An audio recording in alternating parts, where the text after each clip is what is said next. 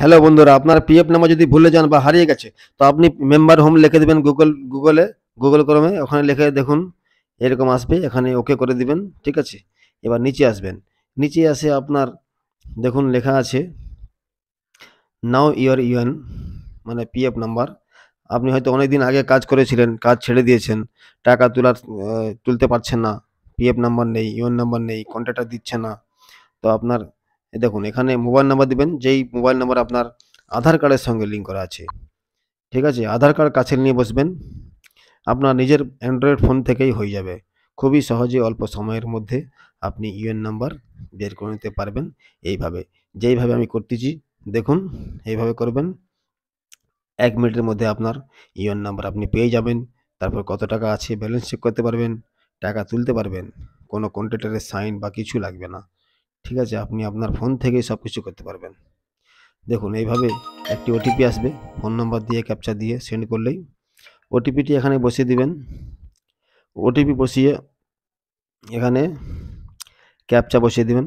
ঠিক আছে, ক্যাপচা বসিয়ে আগে যাবেন।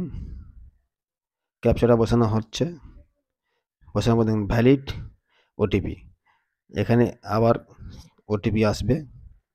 ওটিপি আসার পরে দেখুন এখানে এন্টার ইওর নেম লিখে দিবেন। ঠিক আছে, আধার কার্ডে যেভাবে নাম লেখা আছে, যেটা পিএফ অফিসে আপনি যখন পিএফ নাম্বার বানাচ্ছিলেন যেই নামটা লেখা আছে সঠিক সেই নামটা লিখবেন। একটা অক্ষর ভুল হলে কিন্তু হবে না। ঠিক আছে, তারপর ডেট অফ বার্থ দিবেন আধার কার্ড অনুযায়ী। এখানে চুজ করে নেবেন আপনার সালটা, প্রথমেই সালটা চুজ করে আপনি ডেট অফ বার্থ দিয়ে দিবেন। ঠিক আছে, ডেট অফ বার্থ দিয়ে দিবেন আপনার। ডেট অফ বার্থ দিয়ে নিচে দেখুন আমার সালটা দিচ্ছি, দেওয়ার পর দেখুন এখানে আধার নাম্বার বসিয়ে দেবেন। ঠিক আছে, আধার কার্ডে যে নাম্বারটা আছে 12 সংখ্যার, সেই 12 সংখ্যার আধার কার্ডটা বসিয়ে দেবেন। বসিয়ে দেখুন নিচে ক্যাপচা আছে, তারপরে ক্যাপচা বসাবেন, শো মাই ইউএন দেখাবে দেখুন।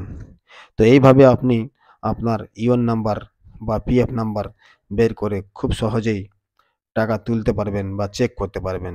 ঠিক আছে, অল্প সময়ের মধ্যে। আপনাকে যদি এই দেখুন আপনার ইওর নাম্বার এখানে এইভাবে বেরিয়ে যাবেন খুবই সহজে ১ মিনিটের মধ্যে। ঠিক আছে, ভিডিও ভালো লাগলে একটি লাইক করে পাশে থাকবেন এবং নতুন হলে আমার চ্যানেলকে সাবস্ক্রাইব করে পাশে থাকবেন। ধন্যবাদ।